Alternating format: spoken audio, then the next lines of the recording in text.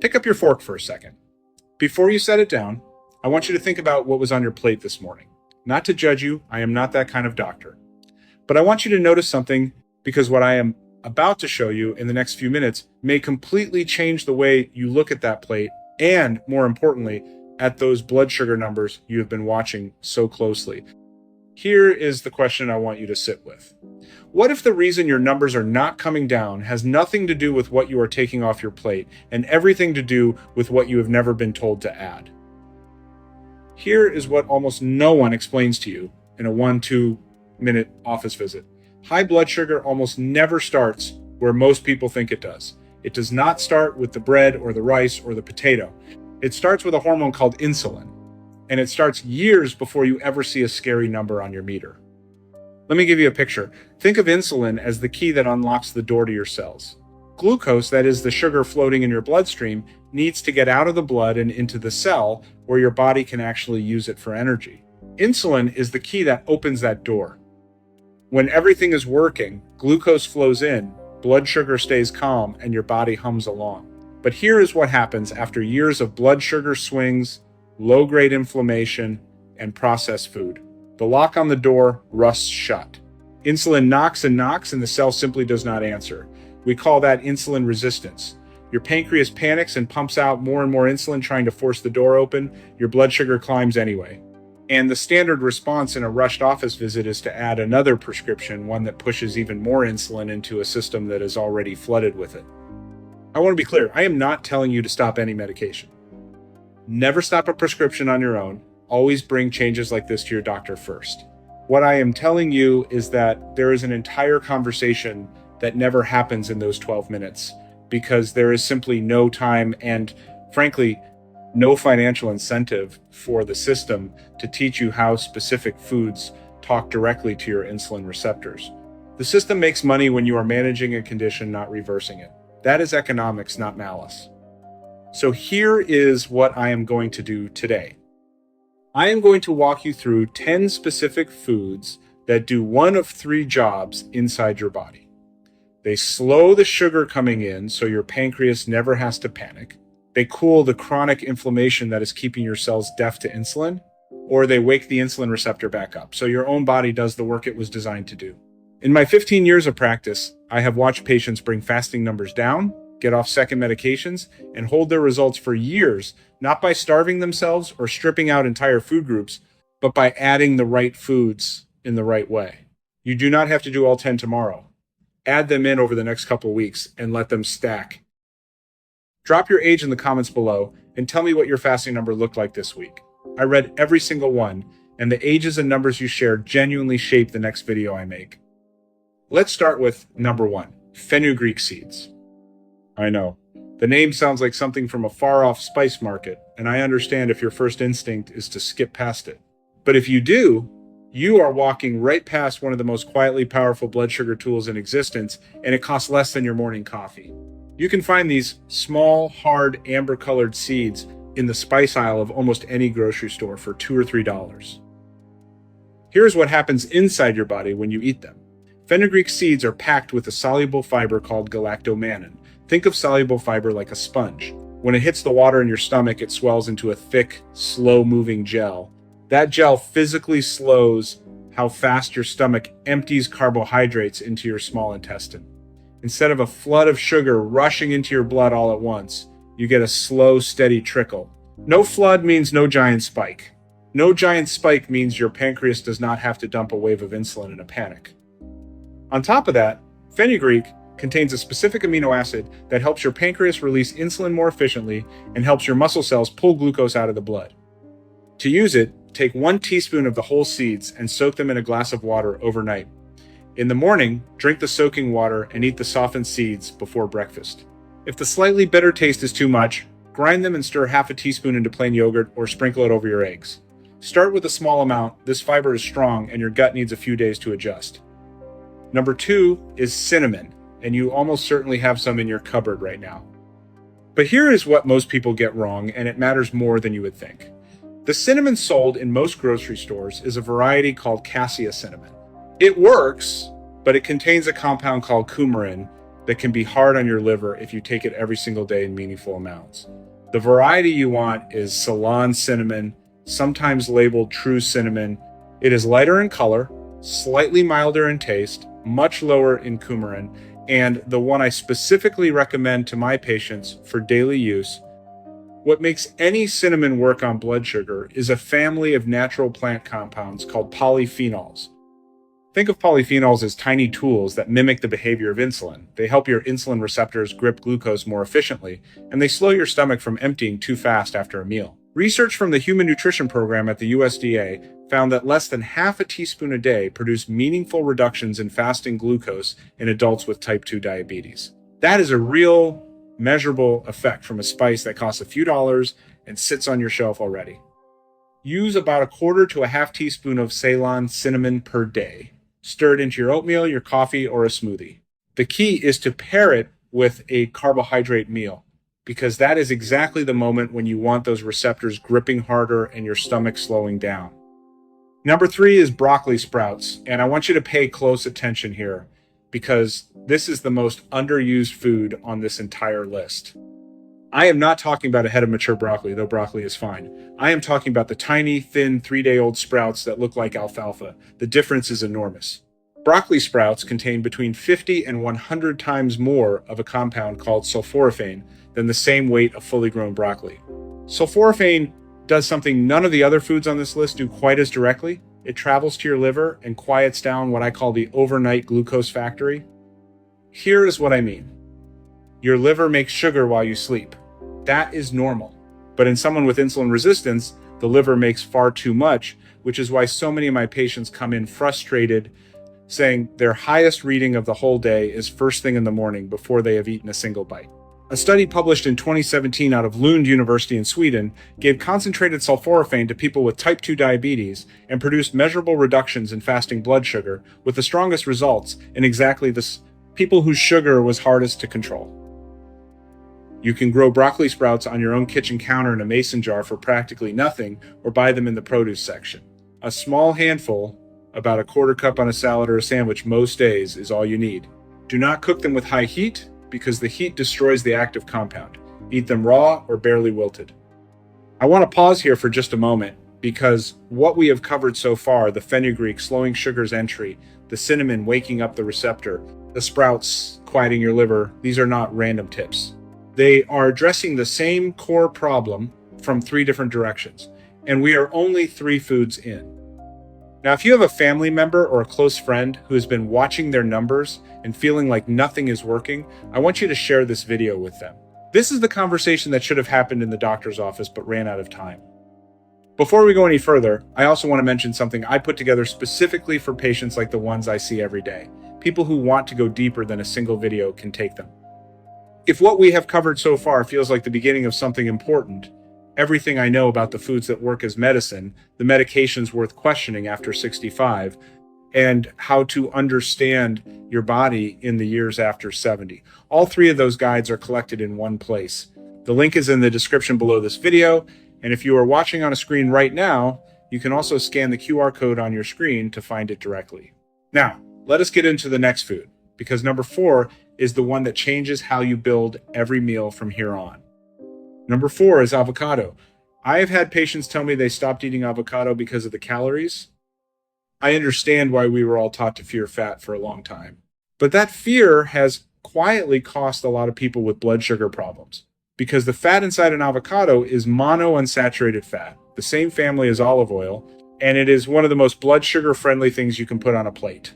Here is the simple picture. When you add half an avocado to a meal that contains carbohydrates, rice, toast, a potato, you are not removing the carbohydrate. You are putting a gentle brake on how fast that carbohydrate turns into blood sugar in your body.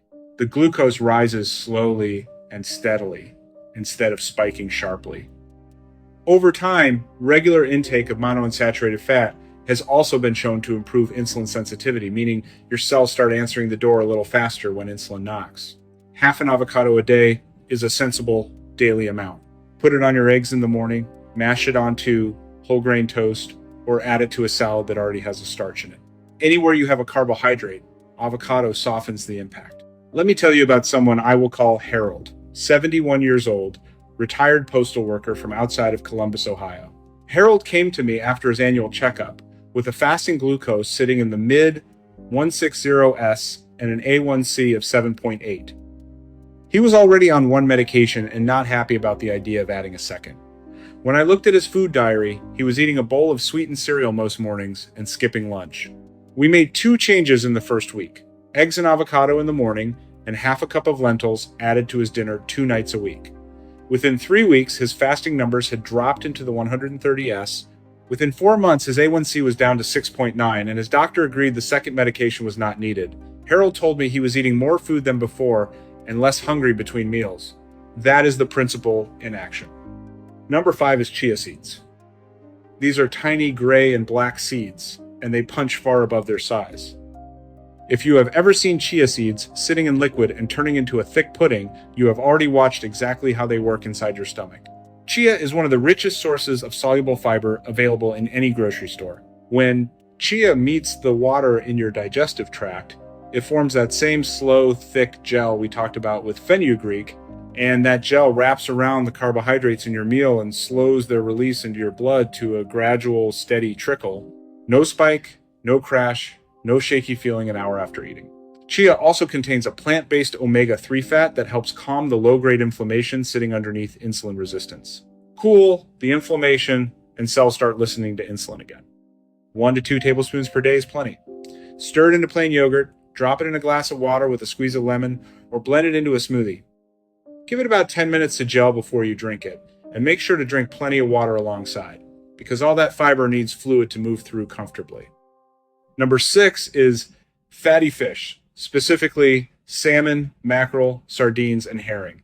This one works differently from everything we have covered so far. It does not slow a meal down. It goes after the deeper problem, the reason your cells went deaf to insulin in the first place.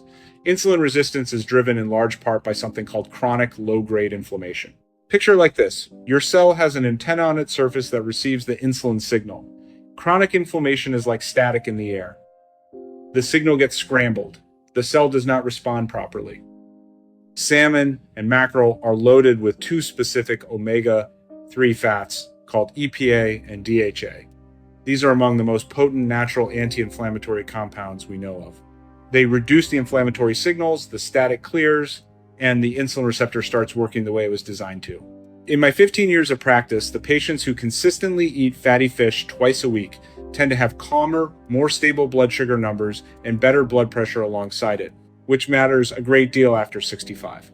Aim for 2 servings a week, roughly the size of your palm each time. Wild salmon, mackerel, sardines, and herring are all excellent choices. Bake it, grill it, or buy it canned if that is easier on your budget. Canned mackerel and sardines are among the cheapest and most nutrient-dense foods in this entire list. Number 7 is walnuts. Of all the nuts I could point you toward, this is the one I recommend first, and the reason goes beyond just the blood sugar benefit. Walnuts are rich in polyunsaturated fat in the same plant omega-3 found in chia seeds. That fat improves the health of your endothelium, the paper-thin lining inside every blood vessel in your body. High blood sugar is particularly damaging to that lining, and walnuts directly support its repair. At the same time, the combination of fat, fiber, and protein in walnuts blunts the rise in blood sugar after a meal and has been shown to reduce fasting insulin. That is the number underneath your blood sugar that tells you how hard your pancreas is straining just to keep up. Eat a small handful as a snack instead of crackers or a cookie, and you have taken a potential blood sugar spike and flattened it into a gentle slope. A small handful means about a quarter cup, or roughly 7 to 10 whole walnuts. Keep them raw or dry, roasted, not candied, not honey-coated. Use them to replace a processed snack, not to pile on top of one. Number 8 is eggs, whole eggs, yolk, and all. For years, many patients were steered away from egg yolks over concerns about cholesterol. And in the absence of that guidance, a lot of people turned to sweetened breakfast cereals or toast with jam, and their blood sugar paid the price. Let me set the record straight. A whole egg contains virtually no carbohydrate. On its own, it barely moves your blood sugar at all. But the real power is something researchers call the second meal effect. When you begin your morning with eggs instead of cereal, you do not just steady your blood sugar at breakfast. You stabilize it all the way through to lunch. You walk into your next meal with calmer numbers and a smaller spike. The protein and fat also create lasting fullness, so the mid-morning cravings that pull people toward the cookie tin quietly disappear. In my own practice, swapping a sweetened cereal breakfast for 2 or 3 whole eggs is one of the single fastest changes I see reflected on a morning glucose reading. 2 or 3 whole eggs in the morning is a solid daily target for most people. Scramble them, boil a batch ahead for the week, or fold in some spinach. Add that avocado we talked about on top, and you have built a near-perfect blood sugar breakfast using nothing but real food. Let me tell you about someone I will call Margaret, 68 years old, a retired school teacher from Tucson, Arizona. Margaret had been eating the same breakfast for 20 years, a bowl of low-fat bran cereal with skim milk, thinking she was doing everything right. Her fasting numbers were hovering around 148, and she could not understand why. We switched her to 2 scrambled eggs with half an avocado and a 1/4 teaspoon of Ceylon cinnamon stirred into her decaf coffee.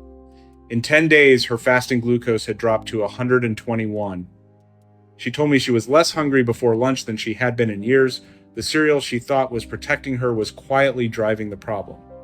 Number 9 is apple cider vinegar, and this is the food on this list with the fastest visible effect on a glucose meter. The active ingredient is a simple compound called acetic acid. Think of it like a traffic officer standing at the entrance to your small intestine. Acetic acid slows your stomach from emptying its contents too quickly, which means carbohydrates arrive in your bloodstream at a measured pace rather than all at once. Simultaneously, it helps your muscle cells pull glucose directly out of the blood and use it as fuel. Research led by scientists at Arizona State University found that 1 tablespoon of vinegar taken before a carbohydrate meal lowered the after-meal blood sugar spike by roughly 20 to 30% in people with insulin resistance. That is a clinically meaningful reduction from something that costs a few dollars for an entire bottle. Take 1 tablespoon, always dilute it in a full glass of water, 10 to 15 minutes before a meal that contains carbohydrates. Never drink it straight. The acidity is hard on tooth enamel and your throat. And this is important.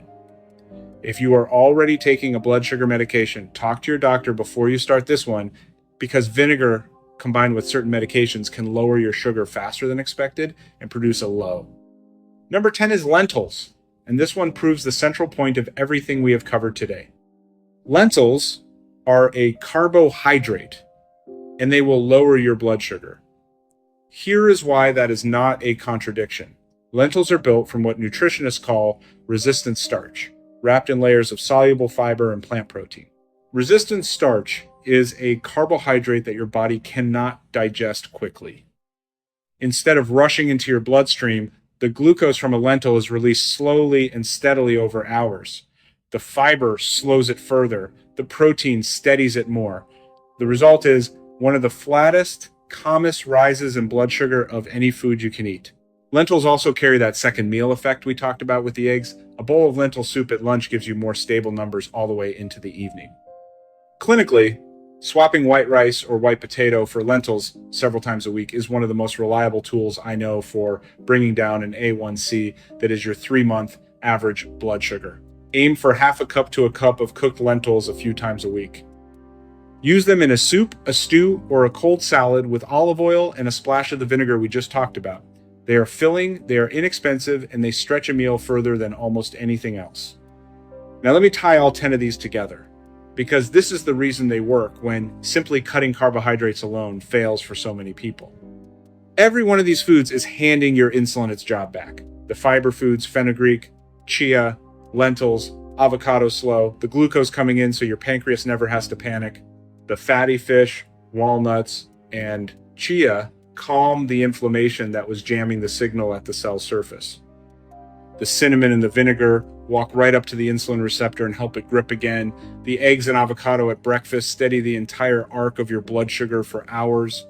The broccoli sprouts quiet the liver that is producing too much sugar overnight. Do that meal after meal, day after day, and the cell that stopped answering the door slowly starts opening it on the first knock again. That is what reversing insulin resistance means at the cellular level. And once it happens, your body holds your blood sugar steady on its own, which is exactly why this approach holds its results for months and years, not just days. Before I give you tonight's plan, I need to draw one line very clearly. If you are currently taking insulin or one of the older blood sugar pills, these foods can lower your numbers fast enough that your medication dose may suddenly become too high, and that can push your sugar dangerously low. So please add these foods gradually and with your doctor watching your numbers alongside you. Never stop a medication on your own. Bring this list to your next appointment and let your doctor walk the dose down as your body improves. That is the right way to do this. Here is what to do starting tonight. 5 steps, simple and concrete. Tomorrow morning, replace your cereal or toast with 2 or 3 whole eggs and half an avocado. That single swap changes your blood sugar trajectory for the entire day. Tonight, soak a teaspoon of fenugreek seeds in a glass of water and drink it with the seeds first thing in the morning before breakfast. Buy Ceylon cinnamon, not the common cassia kind, and begin a 1/4 teaspoon daily in your coffee or oatmeal. Before your largest carbohydrate meal tomorrow, take 1 tablespoon of apple cider vinegar stirred into a full glass of water 15 minutes before you eat. This week, swap white rice or white potato for lentils at least twice and put fatty fish on the menu 2 evenings. Stack these changes in over the next 2 weeks. You are not removing the foods you love. You are adding the foods that protect you and let your own body do what it was built to do. Now, there's one more piece of this puzzle that we have not fully solved yet. Everything we covered today works beautifully during the day and after your meals. But many of you have told me the most frustrating thing. Your highest reading of the whole day is first thing in the morning before you have eaten a single bite. You fasted all night and your sugar went up anyway. There is a very specific reason your liver does that while you sleep, and there is a way to interrupt it. I put together a video that walks through exactly what is happening overnight and what you can do before bed to wake up to a lower number. It is queued up on your screen right now. Go watch that one next. I will see you there. This information is intended for general educational purposes and is not a substitute for personalized medical advice. Always work with your own physician before making changes to your diet, especially if you are managing a diagnosis or taking prescription medication.